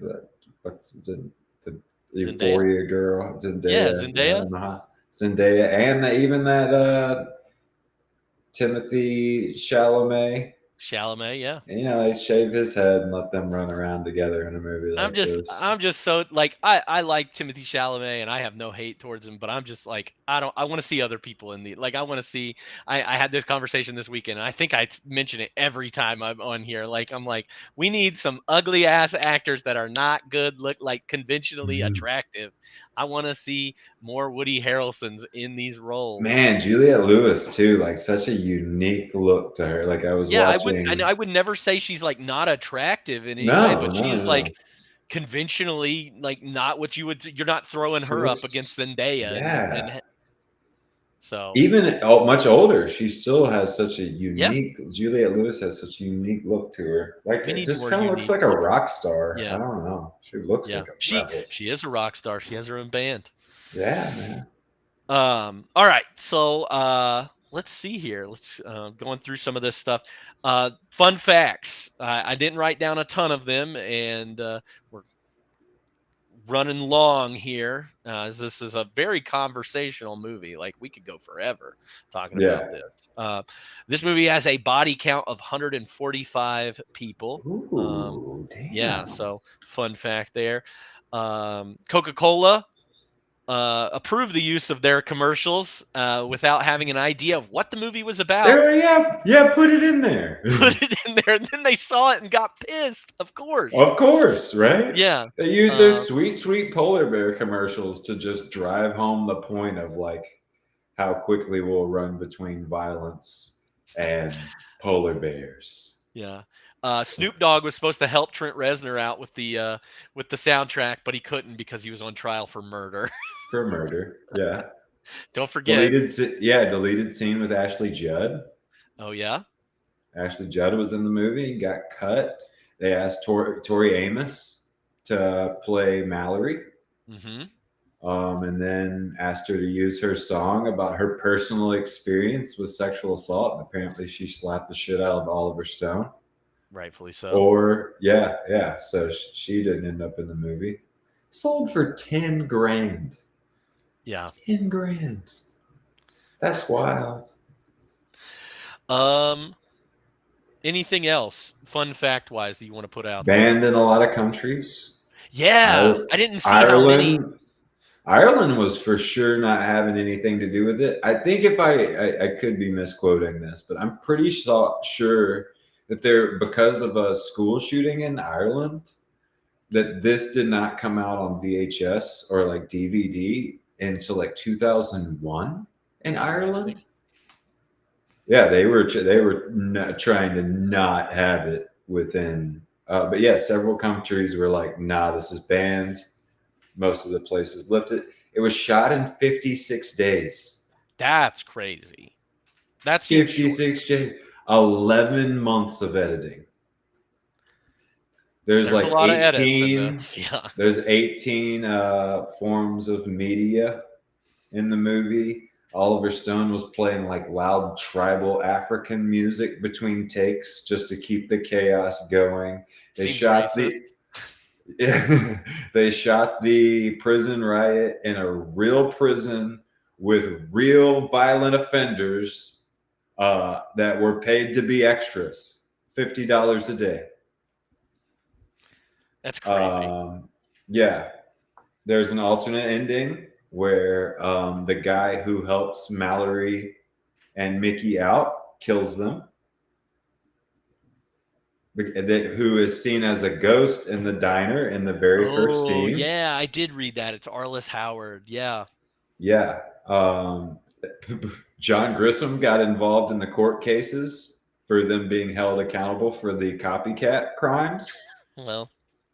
because somebody like knew him. He got involved in the court cases and was speaking out against it. Yeah. I saw the Owen ending, or I'm assuming he means all ending. Yeah. Apparently that guy kills both of them in their escape van, and that's why he's a ghost in like the opening in the scene. beginning. Yeah. Yep. Yeah, a lot. Yeah. There's a lot, and I feel like we could do another hour on this easily, because I didn't even get to some of the stuff I had written down. Same. Rewatchability rating. If you had to give this a rewatchability out of 1 to 5. A 1. Yeah. I think I'm with you 100%. And you saw the worst version. I didn't. Well, and I think that there's certain subject matter that I just have no interest in putting imagery to in my mind. Yeah. And this, Bless you. included a lot of that, where I just think there was a lot of imagery that was just overly sexual, hypersexualized. Just a lot of unnecessary stuff. So it gets a big 1 for me. If there was a 0, it would get a 0. Yeah. Overall rating? Overall, for the social commentary, for the casting, for the performance of the actors, for the message of the movie, it gets a 2.5. I don't know that I could be convinced to give it a 3. I really struggled with. I gave it a 3 because I felt like I had to. Like, I was like, I get your message, but like, it was so messy, and I did not enjoy myself. And I know that art is not always meant to be enjoyed, but like thoughtful and thought provoking. But again, yeah, like I really 2.5 is my heart answer.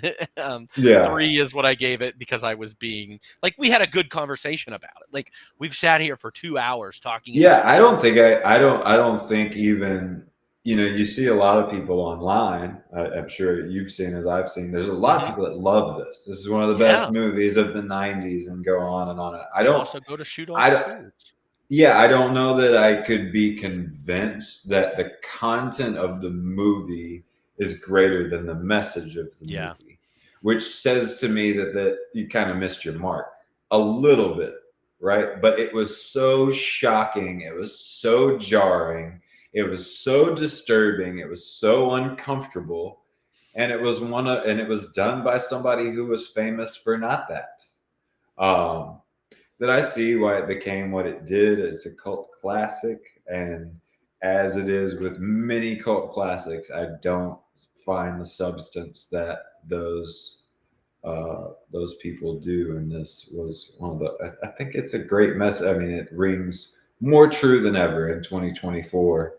But I mean, I feel like one of the most recent examples was the George Floyd. Yeah.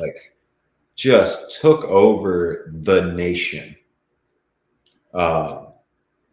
We love a hero, a villain. We love to vilify people. We love to cancel people nowadays, and I think it's a slippery slope when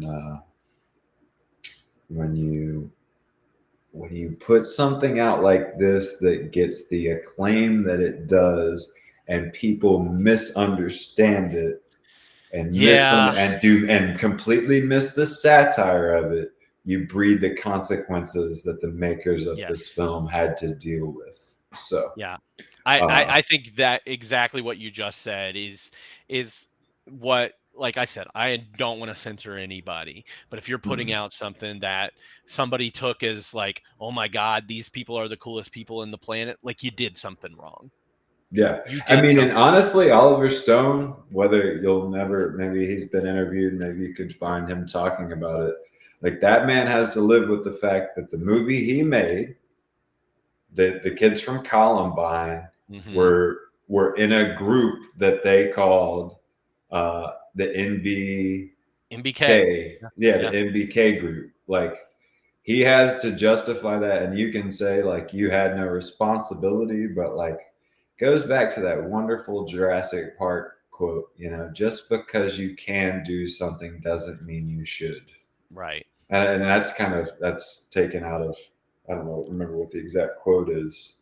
You never took the time to ask if you should, I think is what they say in Jurassic Park. And I think our society has seen the consequences of uncensored movies like this going out into the mainstream, making hundreds of millions of dollars. You get school shooters out of that because there will be people that idolize. I mean, can you not? Are they not the heroes of the movie? Like, especially when in the one I saw, if you don't watch the Owen ending, you get that they ride off into the sunset. They're the heroes. They're the cowboys that they got kids. They got kids. They are the cowboys that run off into the sunset and get to live their lives and are happy. And they took down the man and all that stuff. So, well, even Oliver Stone says like love changed them. Love killed the demon. Love kills the demon. They stopped, and it's like they ruined 52 people's lives. Like and all their family and everybody knew them. And Oliver Stone talks about how so much of his previous movies explored the victim. Mm-hmm. And even his like movie before this, I think was Heaven and Earth, and was about a young Asian woman being the victim of the Vietnam War. Yeah. And I think this was such a huge wrecking ball swing for him of being like, we're not addressing the victims at all. They don't matter. They don't matter. From the diner, from the lady at the diner to everybody they shot on the way out of the prison. None of the victims matter. I never want to see it again. I would never recommend it to anybody unless they were asking for like the most abstract, artsy film I had ever seen. But I would 100% warn them about about like some of the content. For sure. Yeah, absolutely. So if we were going to recommend this to somebody, though, if we had to, like a fine wine with a dish, if you could pair this with another movie for a double feature, what would you choose? Man, I think I've got several. I think Requiem of a Dream is a good pairing. Yeah. Good just one. Jarring, different mixed media. Just hard subject matter, sometimes comedic. And Requiem, Fear and Loathing would be another just like almost look what kind of movies people make when they're on drugs. Yeah. When they do a lot of psychedelics and they make a movie, this is what comes out.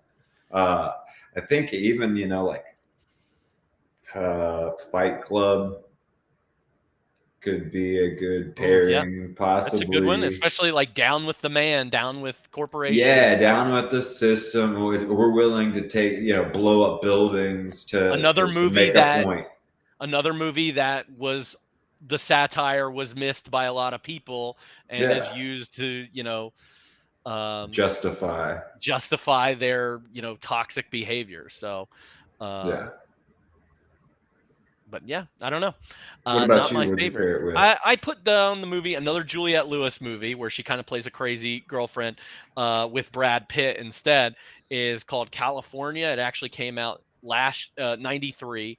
But it's about like these two this couple that's writing a book on serial killers, and then they come across this Brad Pitt and his girlfriend Juliette Lewis, and they are serial killers. So almost like a exact parallel there. Then I also put True Romance as like the Bonnie and Clyde, but a little bit more fun, I would say. Than what we. If you want another one that's like gross and weird, like Clockwork Orange. Yeah, sure. If you guys really want to watch fucking. If you just want to just get weird with it, go back to back Clockwork Orange and Natural Born Killers. But don't hang out with me for a while if you do. Yeah, I don't want to talk to you about it. I don't want to talk to you. Well, Stephen, thank you so much. I know we got into this and we got long on it. We could do it more and more. I know. I love talking with you, and this is a great conversation. Seriously. Anything that you've watched recently that you want to tell people to go out there and look at? No, not really. I mean, along the same lines, I think I watched the TV series Baby Reindeer on Hmm. Netflix recently, and that's been mainly what's consumed my time. And I don't know that I'd necessarily recommend it. It is interesting. It is intriguing, but I don't. And you get the warning that there's some intense stuff coming, but I don't. It's another thing, man. I'm sensitive. Yeah. I think you and I both sometimes are self-proclaimed snowflakes, and sometimes the imagery of things is a little too much, Yeah. man. And Yeah. so I got no recommendations. What about you? See anything good? Other than Challengers, which I saw and loved, new Zendaya movie, I even uh, Zendaya. where it's about tennis, and it's like this very intense romance thriller esque, but it's not a thriller, but it is very pulse pounding. I can't I loved it. I loved it so much. And then I actually, after watching The Crow, I got interested in the director of The Crow. His name Alex Poyris. I watched a sci-fi movie that he had done called Dark City. He did that in the mid '90s. Very interesting movie. I was pretty surprised by it. So That's weird because after watching The Crow, I just went back and watched all wrestling matches with Sting. I was like, I similar. We can't. did the same I thing. haven't gotten enough of this. I need to see a guy in white and black face paint beat the shit out of people. Oh man, the Crow Sting is the best. Oh man, So good. Well, I had no Steven, idea he ripped that off from the Crow guy. yes, definitely rip that off from the Crow. Who knew? Well, thank you again, Steven, for doing this. You're again the Mickey to my Mallory. But next week we're doing a movie with Tommy Lee Jones. We're doing a baseball movie about Ty Cobb. It is called Cobb. It's currently streaming only on video on demand. So wherever you buy or rent videos, that's where we'll be doing that. We'll do that next Sunday at 5 p.m.